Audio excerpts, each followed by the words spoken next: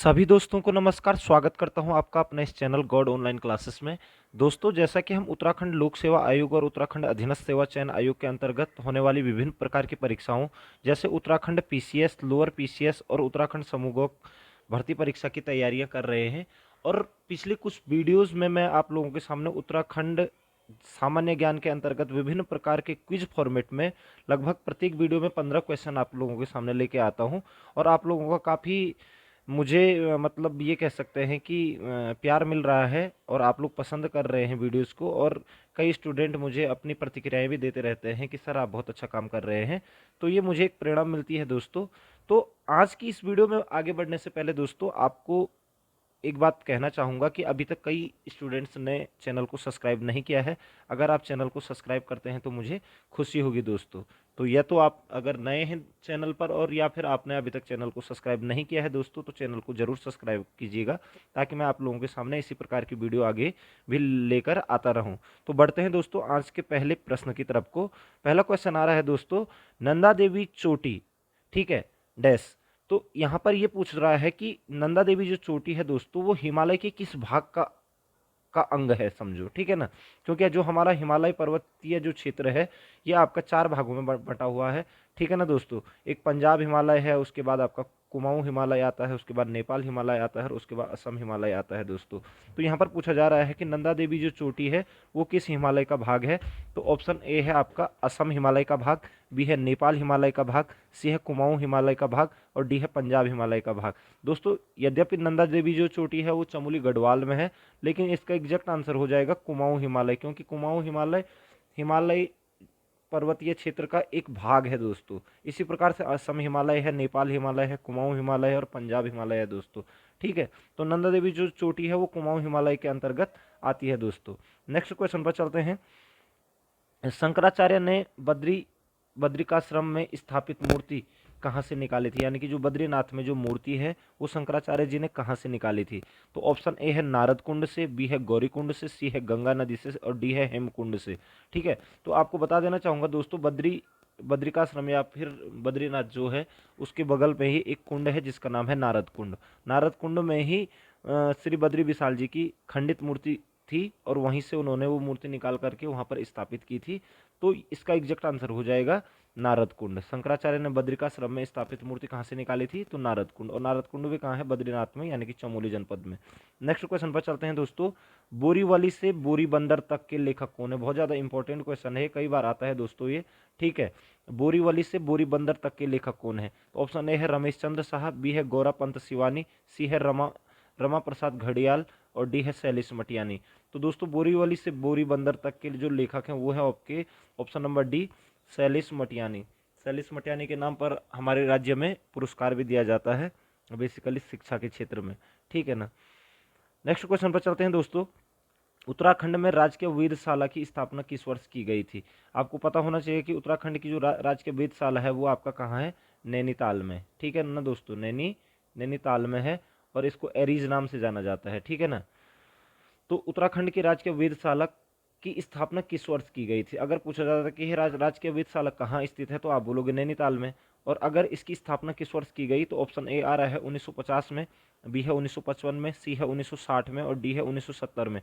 तो दोस्तों, इसका एग्जैक्ट जो आंसर हो जाएगा 1955 में नैनीताल में की गई थी उत्तराखंड में राजकीय वेधशाला की स्थापना दोस्तों। नेक्स्ट क्वेश्चन पर चलते हैं दोस्तों। राजीव गांधी साहसिक खेल अकादमी राजीव गांधी साहसिक खेल अकादमी उत्तराखंड के किस शहर में स्थित है।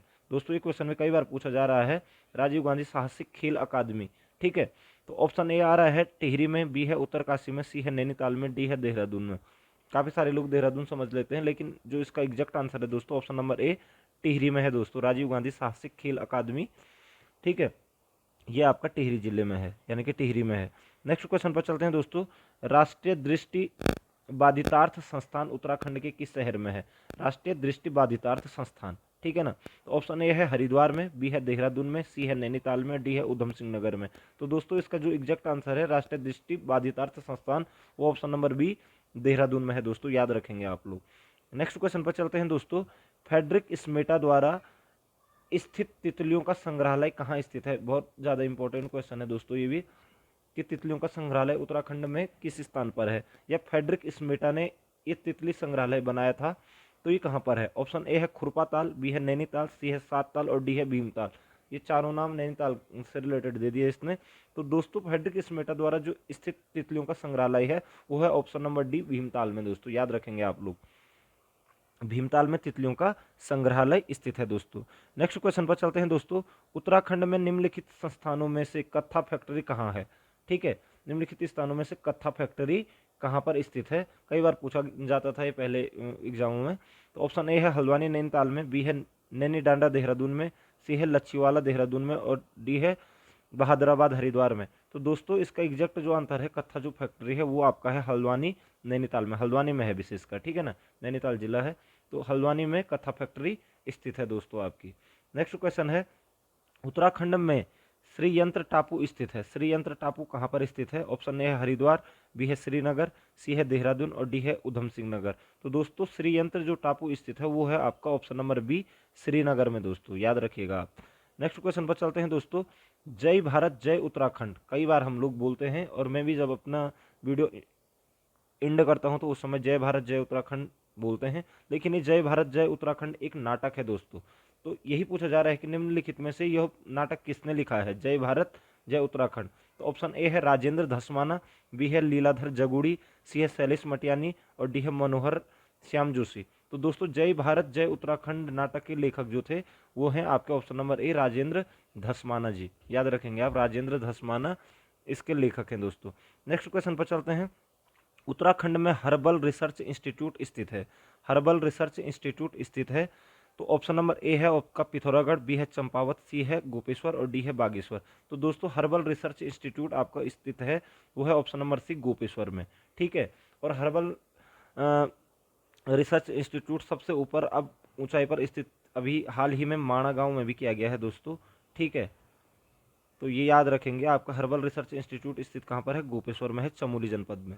नेक्स्ट क्वेश्चन है दोस्तों, 1857 की क्रांति के समय कुमाऊं कमिश्नर कौन था। बहुत बार पूछा जाता है कि कुमाऊं का कमिश्नर उस समय कौन था 1857 की क्रांति के टाइम पे।